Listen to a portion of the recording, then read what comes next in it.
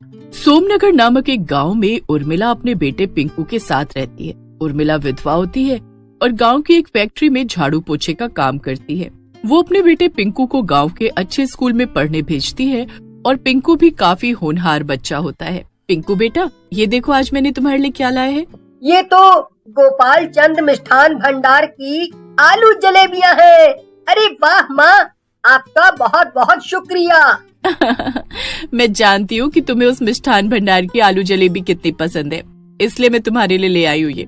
आज मेरी पगार मिली है बेटा, तुम ऐसे ही अच्छे से पढ़ाई करते रहो ताकि एक दिन तुम एक बड़े आदमी बन पाओ। मैं अपने जीवन में सफल नहीं हो पाई, लेकिन मैं चाहती हूँ कि तुम अपने जीवन में जरूर सफल हो। माँ, मैं आपका नाम रोशन करके ही रहूँगा, आप देखते रहना।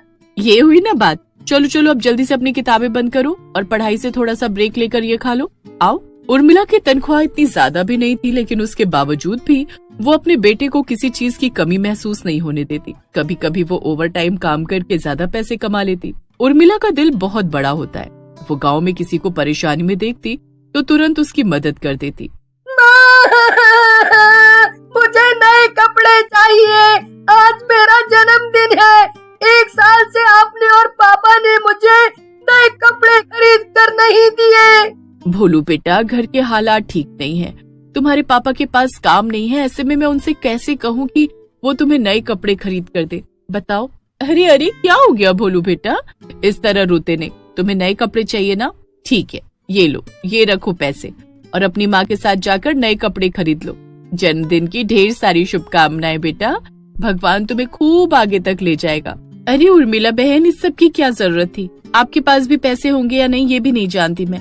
नहीं भोलू बेटा, उर्मिला काकी को उनके पैसे वापस लौटा दो। कैसी बातें कर रही हो सविता बहन? अरे भोलू, मेरा भी तो बेटा है, हम गांव वाले नहीं परिवार वाले हैं। ये गांव एक परिवार है और आप फिक्र मत कीजिए, मेरे पास पैसे है, मेरा काम अच्छा चल रहा है। जाइए भोलू को नए कपड़े दिलाइए। इस तरह जन्मदिन के अवसर पर उसे रोने मत दीजिए। जी उर्मिला बहन, आपका बहुत बहुत शुक्रिया। जब भोलू के पापा की नई नौकरी लग जाएगी तब मैं आपको ये पैसे वापस कर दूंगी। उसकी कोई जरूरत नहीं है, ये पैसे मैंने अपनी तरफ से दिए हैं भोलू को, मुझे ये पैसे वापस नहीं चाहिए। उर्मिला ऐसे ही गांव में हर किसी की मदद किया करती। एक दिन जब पिंकू स्कूल से लौट रहा होता है तभी वो एक मैदान में कुछ बच्चों को साइकिल चलाते हुए देखता है। उन्हें साइकिल चलाते देख पिंकू का भी साइकिल चलाने का मन करता है। अरे वाह, ये साइकिल तो कितनी मस्त है, मुझे भी ऐसी ही साइकिल चाहिए। मैं आज ही माँ को जाकर बताऊंगा इसके बारे में। पिंकू घर जाकर उर्मिला को अपनी इच्छा के बारे में बता देता है। क्या कहा? साइकिल? हाँ माँ, एक सुंदर सी साइकिल जिस पर सवार होकर मैं स्कूल आया जाया करूँगा और साथ ही शाम को पढ़ाई करके पूरे गांव की सैर भी करूँगा। कितना मजा आएगा ना। कभी कभी तो आपको भी फैक्ट्री छोड़ दिया करूँगा, आप साइकिल के पीछे वाली सीट पर बैठ जाना। ठीक है बेटा, अगले महीने तुम्हारा जन्मदिन है, तुम्हारे जन्मदिन के मौके पर ही मैं तुम्हें नई साइकिल दूंगी। लेकिन हाँ, उससे पहले तुम्हारी परीक्षा भी है, तो साइकिल पाने के जोश में पढ़ाई करना मत भूलना। नहीं नहीं माँ, ऐसे नहीं होगा, मैं पढ़ाई पर पूरा ध्यान दूंगा, आप चिंता मत करो। जानती हूँ मेरा बेटा बहुत समझदार है, वो कभी पढ़ाई को पीछे नहीं छोड़ेगा। उसके लिए पढ़ाई सबसे जरूरी है और उसके बाद सारे काम, है ना? लेकिन एक हफ्ते बाद अचानक से उर्मिला जिस फैक्ट्री में काम करने जाती है वो बंद पड़ जाती है, क्योंकि उस फैक्ट्री को बहुत बड़ा नुकसान हुआ होता है। अब उर्मिला बहुत ज्यादा परेशान हो जाती है। हे भगवान, अब मैं क्या करूँगी? मेरा काम तो छूट गया, अब घर कैसे चलेगा? मैं अपने बेटे को कैसे संभालूंगी? और तो और अगले महीने उसका जन्मदिन है। उस मौके पर मैंने उसे कहा है कि मैं उसे एक नई साइकिल भेंट करूंगी। अब बिना काम के मैं पैसे कहाँ से लाऊंगी?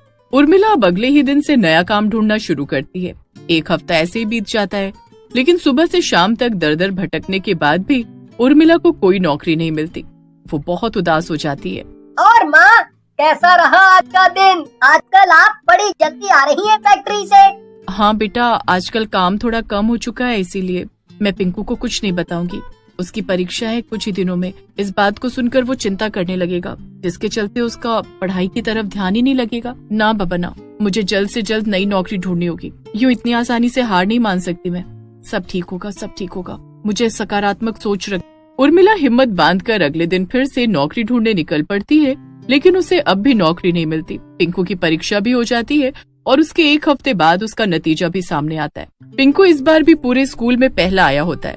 ये बात सुनकर उर्मिला की आंखें भर आती हैं। क्या कहा? तुम इस बार भी अव्वल आए हो? अरे वाह, मेरा होशियार बेटा। अब मैं इससे कैसे कहूँ कि मेरे पास सारे पैसे खत्म हो चुके हैं, मैं इसे खीर बनाकर नहीं खिला सकती। क्या हुआ माँ? अब बेटा, आज ना मेरी तबीयत थोड़ी खराब सी है, इसलिए मैं तुम्हें फिर कभी खीर बनाकर खिलाऊंगी। बुरा तो नहीं मानोगे ना? पिंकू बाहर खेलने चला जाता है और उर्मिला फूट फूट कर रोने लगती है। कैसी माँ हूँ मैं, अपने बेटे को एक साइकिल तक नहीं दिला सकती। नहीं, मैं अपने पिंकू की ख्वाहिश पूरी करके ही रहूंगी। अब मेरे पास एक ही उपाय है, मुझे गांव के लोगों से पैसों की मदद मांगनी होगी। माना कि मेरा पिंकू समझदार है, लेकिन हर बार मैं उसकी इच्छा को मार नहीं सकती। मैं उसके लिए साइकिल खरीद कर ही रहूंगी। उर्मिला अब गांव के लोगों के पास जाकर मदद मांगने लगती है। सविता बहन, मुझे कुछ पैसों की जरूरत थी। अब तो भाई साहब की नौकरी लग चुकी है ना, तो क्या आप मुझे थोड़े पैसे उधार दे सकती हैं? जैसे ही मेरे पास आते मैं आपको लौटा दूंगी, लेकिन अभी मेरी मदद कर दीजिए ना। नहीं उर्मिला बहन, माफ करना, लेकिन मैं आपकी मदद नहीं कर सकती। लेकिन सविता बहन, मेरी बात तो सुनिए। इससे पहले कि उर्मिला आगे कुछ और कहती, सविता उसके मुंह पर दरवाजा बंद कर देती है। उर्मिला हर किसी से मदद मांगती है, लेकिन कोई उसे 1 रुपया तक नहीं देता। मैंने हमेशा सबकी मदद की, मेरे पास इतने पैसे नहीं थे, लेकिन फिर भी निस्वार्थ भाव से सबकी मदद की। लेकिन आज उन सभी लोगों ने मेरे साथ बहुत गलत किया। पिंकू के जन्मदिन पर उर्मिला उसे साइकिल नहीं दे पाती और उसे आखिरकार पिंकू को अपनी नौकरी छूट जाने का सच बताना ही पड़ता है। मुझे माफ कर देना बेटा, लेकिन मैं मजबूर थी। मैं भी क्या करती, किसी ने मेरी मदद नहीं की। कोई बात नहीं माँ, जब आपकी नौकरी लगेगी तब दिला देना मुझे नई साइकिल। उदास पिंकू इतना कहकर वहाँ से चला जाता है। पिंकू बेटा, रुक तो जाओ। लेकिन शाम तक गांव में खबर फैलती है कि जंगल में पिंकू की लाश मिली है। उर्मिला के पैरों तले जमीन खिसक जाती है। वो फौरन जंगल पहुँचती है। पिंकू, मेरा बच्चा, ये क्या हो गया तुझे? तू मुझे छोड़कर नहीं जा सकता। मैं अपने बेटे की आखिरी इच्छा भी पूरी नहीं कर पाई। उर्मिला अपने बेटे के बिना नहीं रह पाती और वो भी अपनी जान देकर मर जाती है। मरने के बाद वो चुड़ैल लोक में अपने बेटे से मिलती है। उर्मिला अब एक चुड़ैल बन चुकी थी, वहीं पिंकू एक भूतिया बच्चा। पिंकू बेटा, अब मैं चुड़ैल हूँ और मैं भेस बदल कर काम करूंगी और तुम्हें साइकिल दिलाऊंगी। जो इच्छा मैं जीते जी पूरी नहीं कर पाई, अब मरने के बाद पूरी करूंगी। उर्मिला चुड़ैल अब गांव में साइकिल चुराने की ठान लेती है। वैसे भी इस गांव का भला करके मुझे धोखे के सिवा और कुछ नहीं मिला, इसलिए अब मैं साइकिल चुराऊंगी और वही साइकिल अपने बेटे को दूंगी, जिसे वो चुड़ैल लोक में चलाएगा और मजे करेगा। उर्मिला रात में इधर उधर भटकती है और तब उसकी नजर एक घर पर पड़ती है, जहाँ बाहर एक नई नवेली साइकिल पार्क की हुई थी। लगता है ये हाल ही में खरीदी हुई साइकिल है। अच्छी बात है, मेरे पिंकू को लगेगा कि मैंने वाकई में उसके लिए नई साइकिल खरीदी है। उर्मिला वो साइकिल चुराकर चुड़ैल लोक जाती है और अपने बेटे को वो साइकिल दे देती है, जिसे चलाकर वो बहुत खुश हो जाता है। लेकिन चुड़ैल लोक में चलाते चलाते वो साइकिल अचानक से एक पेड़ से टकराकर टूट जाती है, जिस कारण पिंकू बहुत उदास हो जाता है। पिंकू बेटा, निराश होने की कोई जरूरत नहीं है, तुम्हारी माँ है ना, मैं तुम्हारे लिए फिर से नई साइकिल खरीद कर लाऊंगी। उर्मिला फिर से इंसानों की बस्ती में आकर साइकिल चुराने लगती है, लेकिन उस समय पिंकू भी उसका पीछा कर रहा होता है और वो अपनी माँ को साइकिल चुराते हुए देख लेता है और उसे ये सब देखकर बहुत दुख होता है। मुझे माफ कर दो बेटा, लेकिन मैं और क्या करूँ? इन इंसानों की मैंने हमेशा मदद की, लेकिन जब मुझे मदद की जरूरत थी तब किसी ने 1 रुपया तक नहीं दिया। इसलिए मैंने गुस्से में सोचा कि मैं अब साइकिल चुराऊंगी और तुम्हें दूंगी, क्योंकि जीते जी मुझे कोई काम नहीं मिला। अब मरने के बाद कहाँ मिलने वाला है? नहीं माँ, ये गलत है। पापा कहते थे नेकी कर और दरिया में डाल। आपने हर किसी की मदद की, लेकिन आपने उसके बदले में उनसे फिर से कुछ चाहने की उम्मीद रखी और अब मरने के बाद आप चोरी कर रही हो। माफ कर दो बेटा, तुम्हारी बात बिल्कुल सही है। मैं अब चोरी नहीं करूंगी।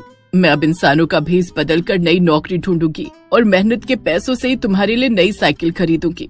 हाँ माँ, ये हुई ना बात। उर्मिला को अपनी गलती समझ आ जाती है और वो इंसानी भेस बदल कर नई नौकरी ढूंढती है। 15 से 20 दिनों में उसे एक अच्छी नौकरी मिलती है, जिसके बाद वो मेहनत के पैसों से अपने बेटे के लिए नई साइकिल खरीद ही लेती है और पिंकू उस साइकिल को पूरे चुड़ैल लोक में चलाता है और खूब मजे करता है।